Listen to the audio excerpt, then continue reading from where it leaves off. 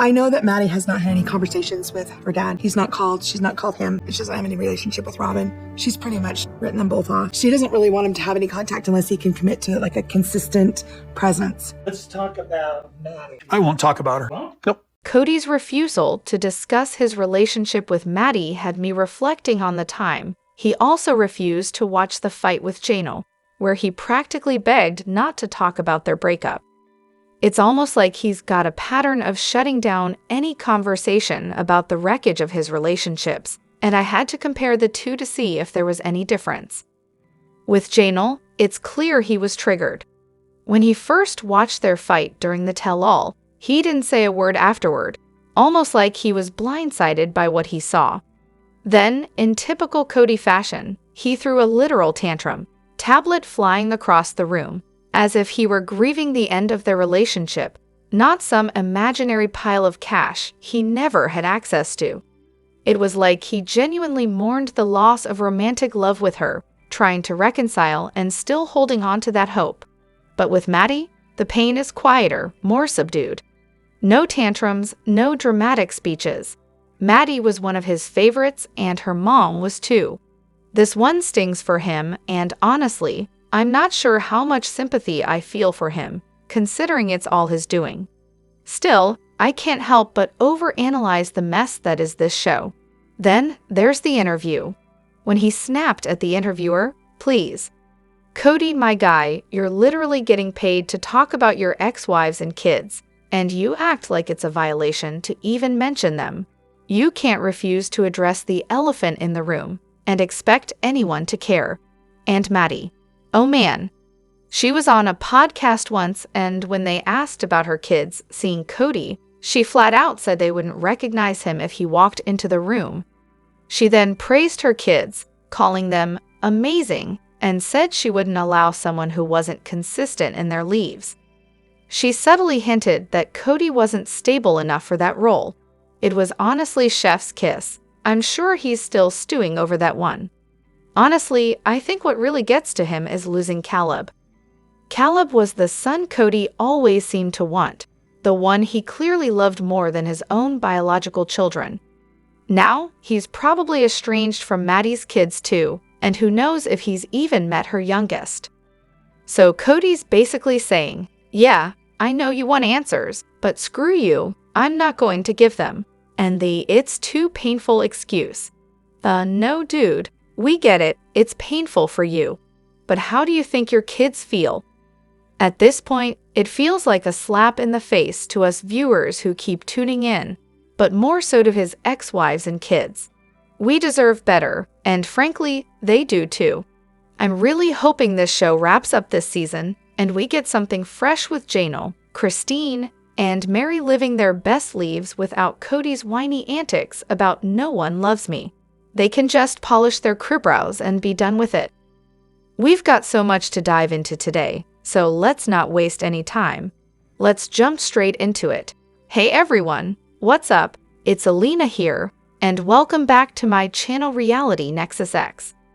So, it turns out Janelle and Mary are out of luck when it comes to getting their down payment money back. I saw a lawyer on TikTok explaining this, and it's pretty much what we all feared. Because no one signed a legally binding contract that clearly said the money was a loan with a set repayment timeline, that cash is considered a gift. And guess who's not going to see a penny of it unless Robyn and Kody magically decide to be decent people? Yeah, Janelle and Mary. Apparently, according to both Nevada and Arizona law, a contract has to be in place for it to be treated as a loan. Now, we all know how Kody loves to make sure anything that benefits him stays in his pocket. When given the choice to do the right thing or hang on to a little extra cash, we're betting on Kody keeping it. Honestly, I really hope Janelle gets to keep the money from the sale of Garrison's house. If she's the sole beneficiary of his life insurance, even better. Maybe she'll share with Garrison's siblings, because, you know, she's that kind of person. But definitely don't give any of it to Kody. He doesn't deserve it. And seriously, not keeping Janelle in the loop about the Coyote Pass repayment schedule because he doesn't trust her. Financially abusive, much. And Robyn's reaction when asked how they'd calculate the repayment. How would you even begin to calculate that? Bitch, it's basic math. Let's break it down for you. If the house cost $700K and $100K came from the family account via Janelle, and now the house is worth $900K, then Janelle is morally owed 1/7 of that value. Easy math, Robyn. It's clear, traceable. What's mind-boggling is how unfair Kody is being to Janelle when she's always been the most financially responsible. Honestly, when Janelle said she might need to lawyer up, I thought, yeah, good idea. Because it's like UK contract law. Money given between family and friends is often considered a gift unless there's a formal contract. And don't even get me started on how my dad almost lost his mind when he lent my sister money to buy out her ex, only for her to pull the I thought that was a gift months later. Thankfully, she found the money and paid him back, but for a while, my dad thought he was going to lose a huge chunk of his pension. Also, I love how they've claimed Robyn's house was an investment property. Like, maybe that will make a difference. Doubt it, but it's a nice try, Robyn. Meanwhile, the family money they blew on art, jewelry, and overpriced clothes is just chef's kiss, not on things that would actually improve their situation, like home maintenance or even something enjoyable, like travel. No, just more trips to the mall and probably Kody's gun business, because that's really gonna pay off. And we all saw that garage packed with who knows what. Janelle and Mary might not be legally entitled to the money, but the land divisions should stick. And if Kody ever chooses to do the right thing with the land and the $401K money that Janelle foolishly gave them, well, that would be a shocker. But hey, I won't hold my breath. Robyn, always on the hunt for a storyline that fits her perfectly, right? Remember when Janelle dropped that bomb about feeling like she had to choose between her kids and the family, and how her kids just didn't feel welcome? And then she goes full-on mom mode with, I'm going to choose my kids. I'm going to choose the dogs. Classic Janelle. Well, guess who's suddenly spinning that same exact narrative? Yep, Robyn. She's now all about keeping my kids safe and keeping them separate from the group, basically recycling Janelle's concerns, but of course, with her own little twist. It's like she's been taking notes from Janelle's playbook. You think Robyn's feeling a little threatened by Janelle? Oh, I think so. Robyn can't stand Janelle. It's so obvious. There's something deeper there, like Kody's got a bit more of a soft spot for Janelle than he's willing to admit. And it's clear there's a lot more simmering under the surface between those two than what we're seeing on TV. And let's not forget Robyn's sudden gardening hobby that she pulled out of nowhere. It's like she saw Janelle with her green thumb and thought, I can do that too. Nice try, Robyn, but it's not exactly convincing. Janelle is definitely the hardest one for Robyn to deal with. It's not just that Janelle's Kody's family. Her kids, Logan and Maddie, were always his favorites, and Janelle wasn't afraid to call people out when they needed it.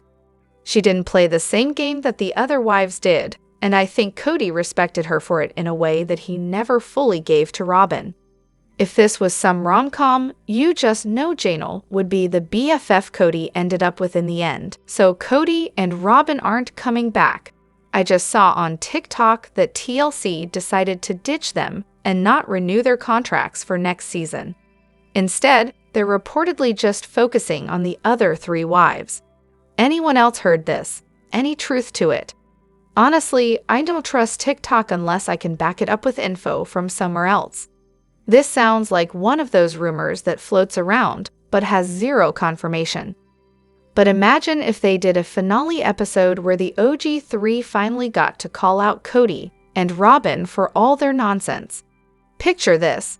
Producers just waiting for them to lie, ready to flash footage showing exactly how it went down. That would be gold.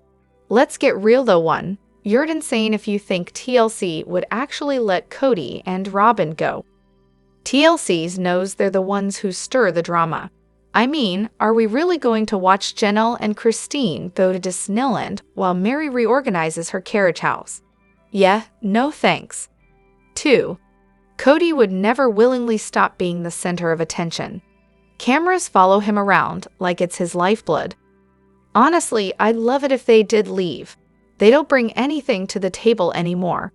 It's time to focus on life after polygamy. Let's see the OG 3 with their kids and families. I'm all in for some wholesome, drama-free content. I Speak Kody, a masterclass in manipulation. Ah, the joys of rewatching season 18, where you always catch things you missed the first time. Case in point, Robyn's iconic line, I speak Kody. Let that sink in. It was the moment that left Christine and Janelle reeling, especially since they've been married to him way longer than Robyn. But it was Janelle's comment that truly stuck with me. She casually pointed out that Robyn would always drop the bomb. Well, I'll be there for your conversation because I speak Kody, not just to the other wives, but to the adult children as well. Yes, folks, Robyn was that much of a control freak, yet somehow managed to spin it like she was this free-spirited saint who gave Kody all the space in the world to be himself. Take, for example, the scene with Mary when she tells Kody she's moving her clothing business to her B, and B, before even telling Kody, she runs to Robyn, and of course, Robyn insists on being there because, wait for it, I speak Kody. It's almost as if Mary needed Robyn there for some kind of moral support, but really, it's just Robyn asserting herself into every conversation, even ones that have nothing to do with her. The whole thing is cringeworthy because Robyn just controls the flow of the conversation. At one point, she actually looks at Mary and says, "Tell him the rest, Mary. Tell him the other part." It's so unnerving, like a puppet master pulling strings.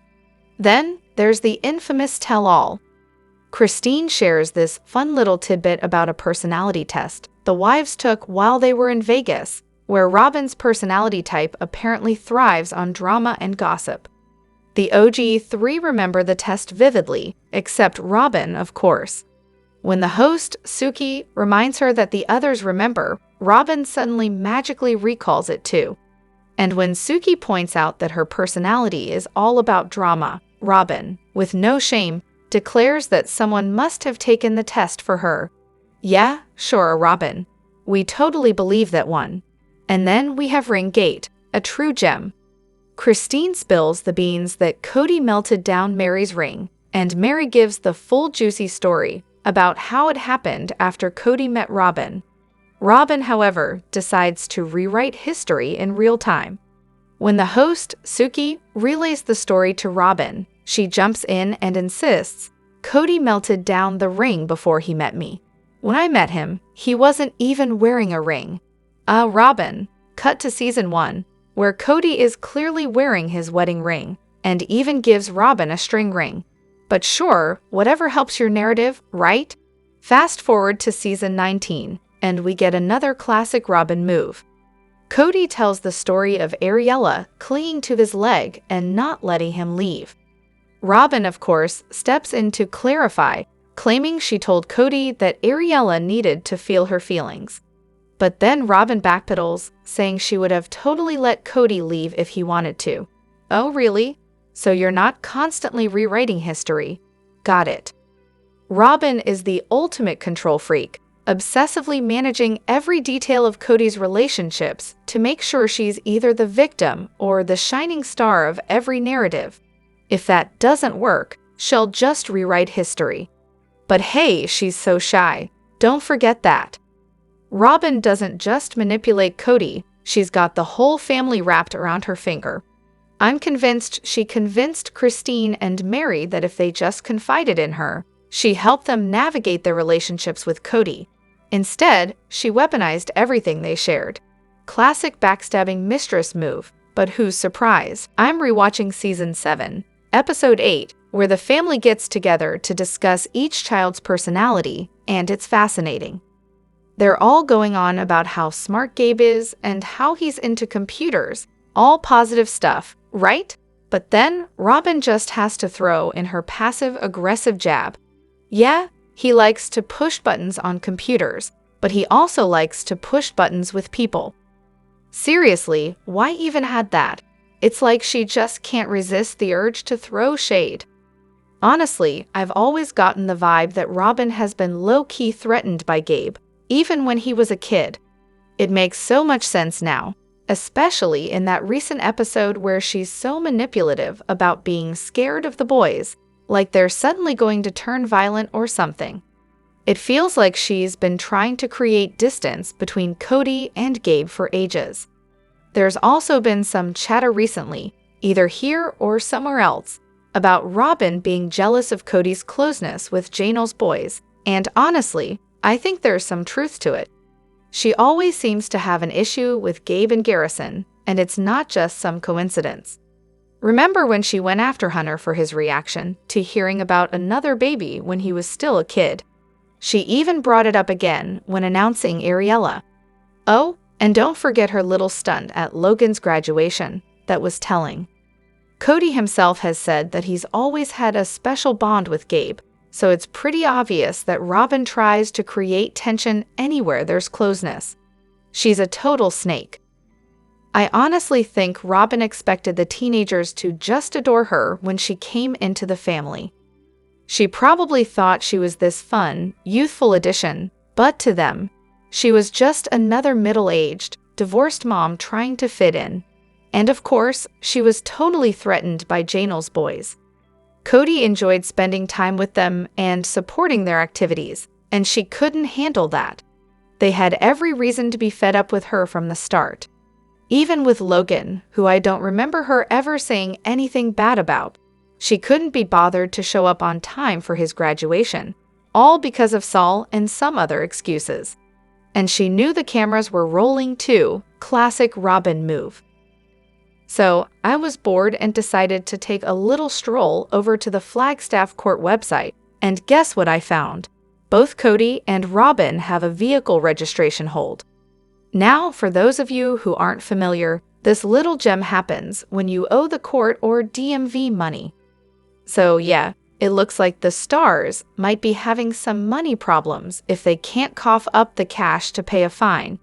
Until they do, no registration renewals on any of their cars. Oops. But hey, not to worry.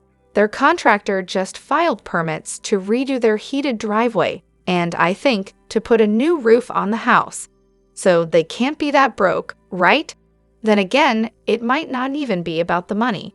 It seems like they just can't get their act together like adults are supposed to. Get somewhere on time? Nope. Get the kids to bed at a decent hour? Hard pass. Keep the house tidy? Not even close. Check the tires before a road trip? A resounding no, and seriously, that one's a broken record. Pay bills on time? No chance. Honestly, I wouldn't be shocked if they are struggling financially. We've watched this family make one bad financial decision after another over the years, and yet, Kody and Robyn still love to flaunt their jewelry, fancy cars, and questionable art purchases to the world. To quote the queen of crunchy noodle hair and headband ring wisdom, it's all ego, baby. And guess what? Ego doesn't pay the bills. TLC money won't last forever. So here's hoping they've got a better plan than this mess they've been showing us. Let me know what you think in the comments. Don't forget to hit that like button and subscribe to my channel. I'll see you in the next video. Take care and much love to you all.